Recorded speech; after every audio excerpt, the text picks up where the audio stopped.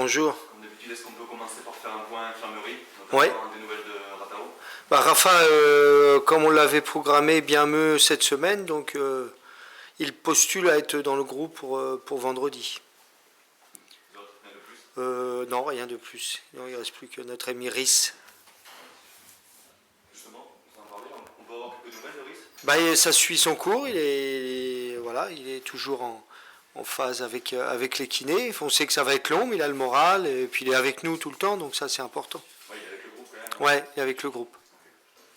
Bon, juste une question sur le match de ce week-end. Vous avez retrouvé ce qui vous faisait un peu défaut depuis le début, l'efficacité, Oui. offensive notamment. J'imagine que c'est une motif de satisfaction après la trêve, vous l'avez travaillé.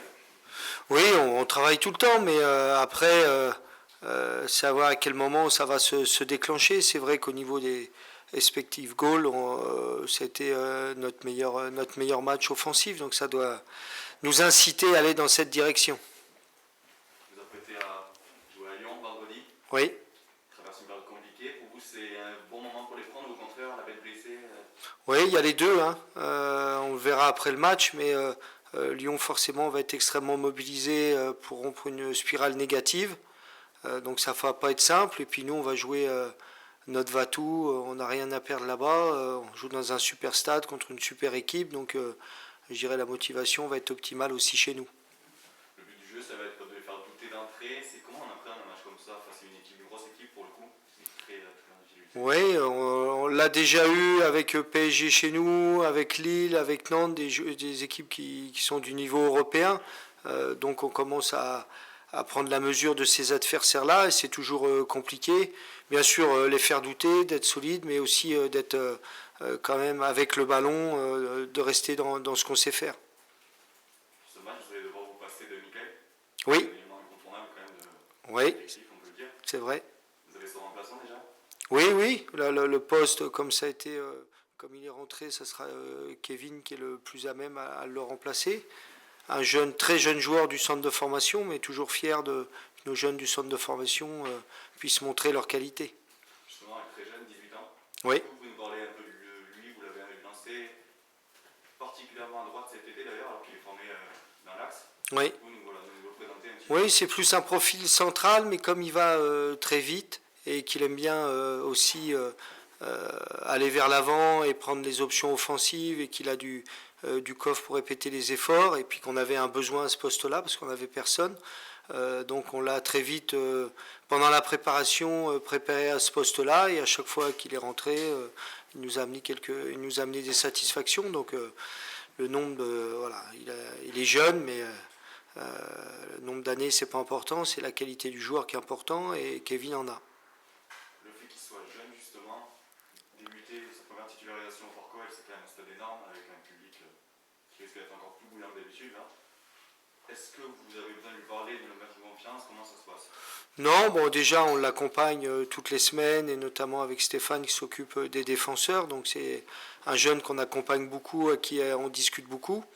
Donc pas plus ce match-là, on va surtout justement dédramatiser ce match-là en disant que c'est un match qui rêvait de jouer si on y disait l'année dernière qu'il était avec le centre de formation, et si on avait dit tu joueras au mois d'octobre contre Lyon à Lyon, et il aurait été heureux, donc il faut qu'il le prenne comme ça, et il est assez mature à ce niveau-là. C'est marrant, c'est qu'en plus il est devenu l'animateur des vestiaires. Ouais. C'est lui qui lance les cris, c'est le gamin nouveau. Comment ça s'est fait ça? C'est un peu naturel, mais je trouve que les gamins l'ont plus naturellement. Déjà, fêter une victoire chez les étrangers, c'est pas systématique. Ça se fait assez rarement, du moins de mon expérience en Angleterre, en Espagne. C'est plutôt quelque chose, je trouve, de franco-français.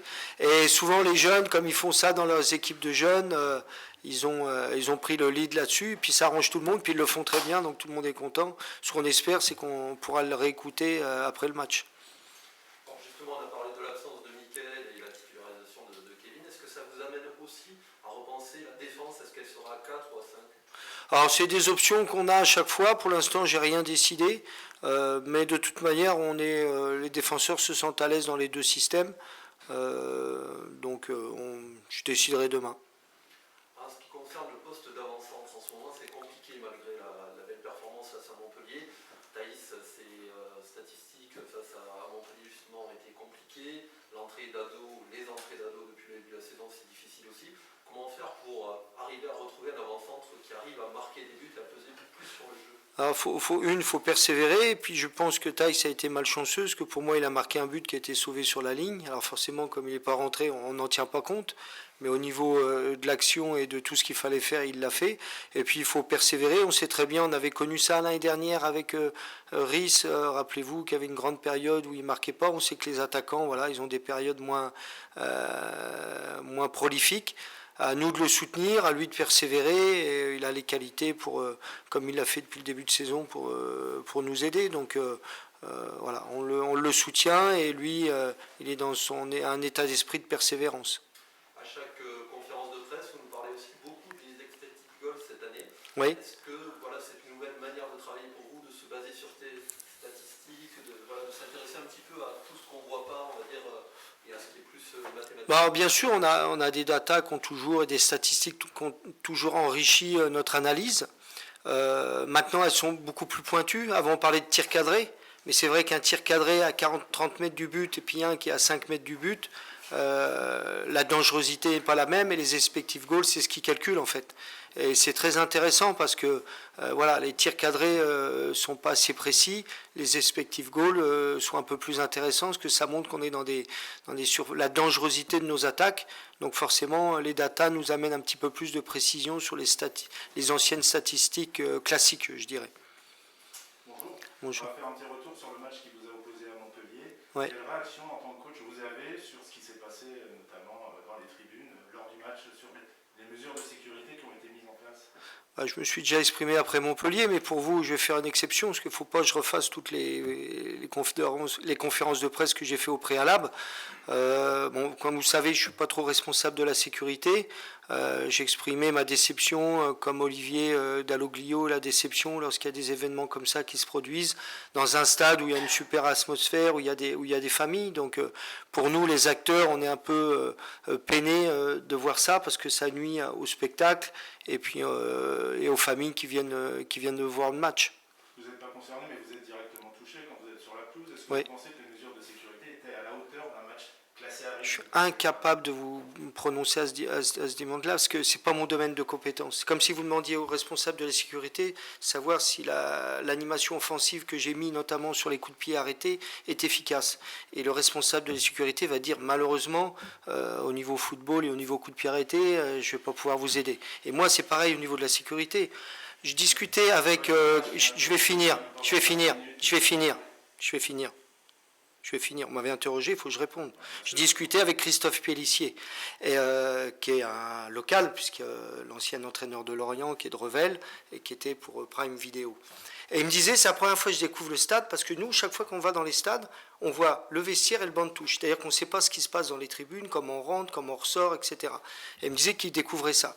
Donc même les stades, on ne les connaît pas. Donc à votre question, qu'est-ce que vous pensez de la sécurité? Mais malheureusement, je peux pas. Est-ce que les mesures étaient bonnes ou pas? J'ai pas cette compétence-là. Et je pense qu'il faut qu'on reste dans ces domaines de compétences. Je sais bien que maintenant, l'avis est demandé à tout le monde.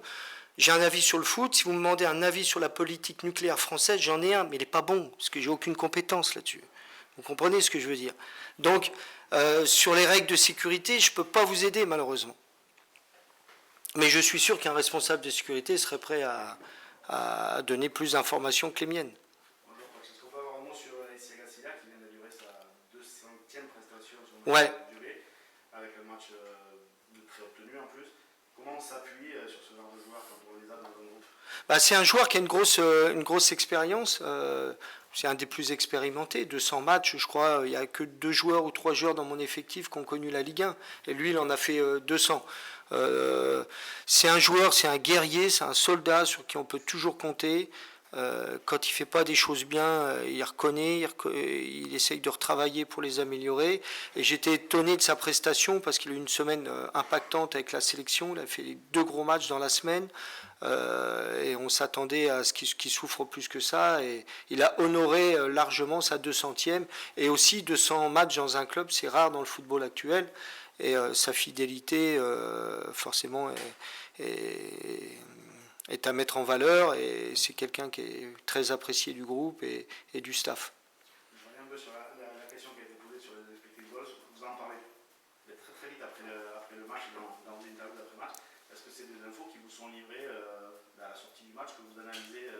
Ouais, j'aime bien quand je viens vous parler d'avoir un peu. J'ai mon sentiment, et puis j'aime bien avoir quelques chiffres pour voir si soit l'émotion fait que j'ai l'analyse pas très juste. Donc c'est toujours un apport hein, de plus pour nous, une source d'information.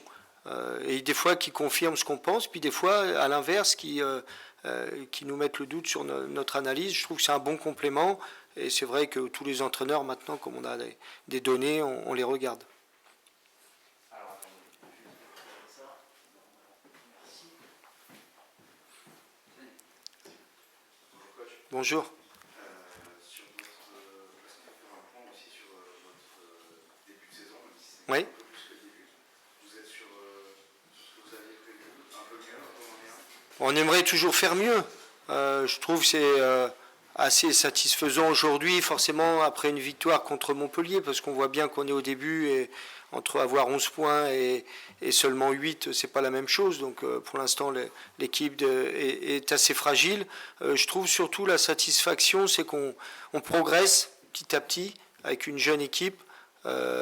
Et qui à chaque sortie, là depuis Reims, Lille, Montpellier, voilà, on fait pas tout bien malheureusement, mais on est un peu plus consistant et j'irais satisfaisant comme on disait à l'école, mais peut mieux faire.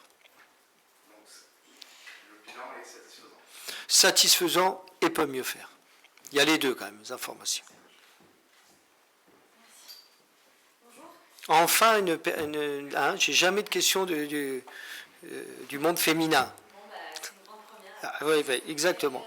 Je voulais savoir, vous avez dit tout à l'heure que suite aux défaites consécutives, l'OL, vous pensez qu'ils allaient probablement pouvoir sortir de cette spirale. Du coup, est-ce que le contexte dans lequel vous allez affronter Lyon, il est favorable ou pas? Vaut mieux un Olympique Lyonnais comme ça ou un Olympique Lyonnais qui enchaîne les succès? C'est difficile à prédire. Hein. Le foot est assez. Déjà, je trouve que ils méritent mieux. Ils ont joué des grosses équipes depuis le début de saison, donc ils ont eu des gros matchs difficiles.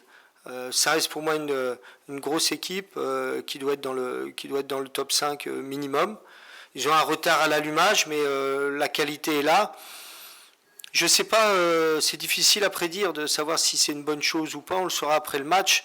En tous les cas, nous, on s'attend à un match extrêmement difficile, avec une équipe de Lyon forcément qui va être remontée, qui va être dès le début du match, qui va vouloir mettre une énorme pression sur nous. Donc voilà, on s'attend à quelque chose de très difficile, mais on a envie de jouer crânement notre chance. On est c'est comme un combat de boxe, hein. Il y a le champion du monde et le challenger. Nous, on est vraiment à la place du challenger, mais quand on affronte un champion, le challenger aime bien se démener aussi.